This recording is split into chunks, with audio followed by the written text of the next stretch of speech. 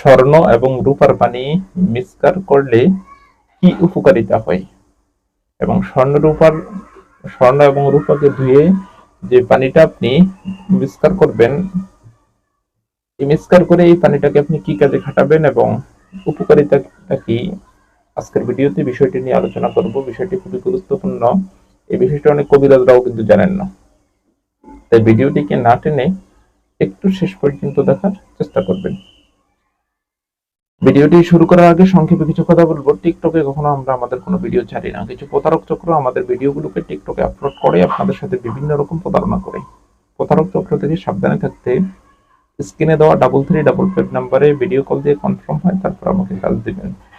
এছাড়া আমাকে কেউ কোনো কাজ দেবেন না। চলুন কথা না বাড়িয়ে ভিডিওর মেইন আলোচনায় আসতে পারি। দর্শক, স্বর্ণ এবং রূপা, যেটার বাংলা হচ্ছে সোনা রূপা, সোনা রূপা দুটাকে ধুয়ে পানির ভিতরে যখন ধোয়া হয় বা ধুয়ে দেওয়া হয়, তখন একটি পানি হয়। এই পানিটা কিন্তু খুবই কার্যকরী এবং খুবই গুরুত্বপূর্ণ এবং খুবই শক্তিশালী একটি পানি, যেটার কারণে আপনি বা যে পানিগুলোর কারণে আপনি অনেক ক্ষতি থেকে আপনি সমাধান করতে পারেন। আমি প্রতিটি মানুষকে বলবো, বিশেষ করে যাদের সাথে তাবিজ আছে, আপনারা এই পানিটা আপনাদের সাথে সবসময় রাখবেন। একটা কথা বলে রাখি, স্বর্ণ এবং রূপা দুটা কিন্তু অরিজিনাল স্বর্ণ এবং রূপা হতে হবে, এবং এই দুটা ধুয়ে যে পানিটা হয় এটাকে বলা হয় সোনা রূপার পানি বা স্বর্ণ রূপার পানি। অনেক সময় আমরা আমাদের গায়ে যে সমস্ত তাবিজ থাকে, এই তাবিজগুলো নিয়ে বিভিন্ন জায়গায় যাই।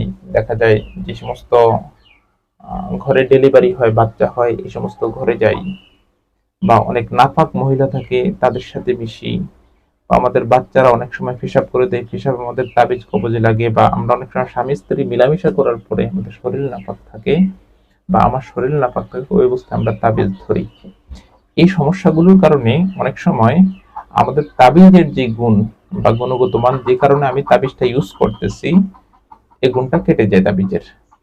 আর এই তাবিজের গুণ কেটে গেলে আমি যে কাজের জন্য তাবিজটাকে ইউজ করতেছি, ওই জিনিসটা, প্রভাবটা থাকে না, বা ওই তাবিজের যে প্রভাবটা ওটা থাকে না।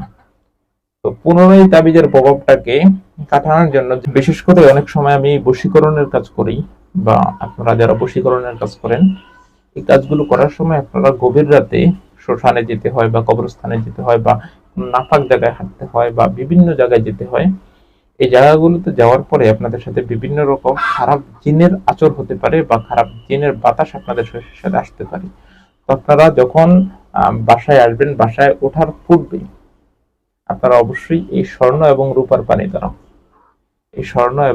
পানি দ্বারা সম্পূর্ণ পরিষ্কারভাবে আপনাদের শরীরটাকে ধৌত করে নেবেন। এতে করে আপনার বাহিরে যেই খারাপ জিনিসটার প্রভাব আপনার উপর পড়তে পারে, বা খারাপ জিনিসটার বাতাস আপনার উপর পড়তে পারে, এই জিনিসটা বাহিরেই আপনার থেকে চলে যাবে। আপনার শরীরের সাথে এটা আর বাসার ভিতরে প্রবেশ করতে পারবে না। অনেক সময় দেখা যায় আপনার বাহির থেকে এসেই এই কাজগুলো করে, বশীকরণ, বিচ্ছেদ বা বানের কাজগুলো করে এসে বিভিন্ন বাচ্চাদের গায়ে হাত দেন বা বাচ্চাদের শরীর ধরেন। এটা সম্পূর্ণ নিষেধ।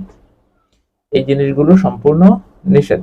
তবে এই সোনার উপর পানির সাথে আরেকটু পানি অ্যাড করে নেবেন, সেটা হচ্ছে গোলাপ জলের পানি। এটা আপনার দোকানে কিনতে পাবেন। গোলাপ জলের পানি অ্যাড করে দিবেন। আমি এখন যে কথাগুলো বলেছি, এগুলো যারা পুরানো কবিরাজ আছেন তাদেরকে বলার কোনো বিষয় না, আপনারা এই জিনিসগুলো সম্পূর্ণ বোঝেন। পুরানো যারা কবিরাজ আছেন, না যারা নতুন কবিরাজ নিয়েও বই দেখে দেখে কাজ করেন, তাদের ক্ষেত্রে এই জিনিসগুলো একটু অবাক লাগতে পারে, বা অবাকের জিনিস হতে পারে। বাট যারা পুরান কবিরাজ বা পুরাতন কবিরাজ আছেন, তাদের কাছে এই জিনিসগুলো অবাকের কিছুই না। আপনি এই জিনিসগুলো জানেন। এই জন্য এই সোনার উপর পানিটা যারা কবিরাজি করেন তাদের জন্য খুবই গুরুত্বপূর্ণ। বিশেষ করে যারা জিনের রোগী আছেন, আর জিনের তাবিজ বা জিনের আচর আছে, তাদের সাথে যারা এই কোয়ালিটির তাবিজগুলো ব্যবহার করেন, আপনাদেরকে বলছি, আপনাদের জন্য এই সোনার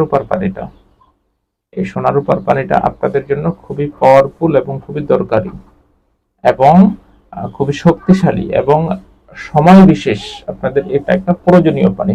এই জন্য এই পানিটা আপনারা সবসময় সংরক্ষিত রাখবেন। তবে সোনার উপর পানির ভিতরে আপনারা রাখতে চাবেন ওই পানিটাই, যে পানিটা কার্যকরী এবং অরিজিনাল সোনা এবং রূপা। আমাদের দেশে তো এখন সোনার ভিতরে কয়েক কোয়ালিটির বের হয়ে গেছে। স্বর্ণ রূপার ভিতরে অরিজিনাল স্বর্ণ এবং রূপা যেটা, ওই পানিটাকে আপনারা রাখার চেষ্টা করবেন।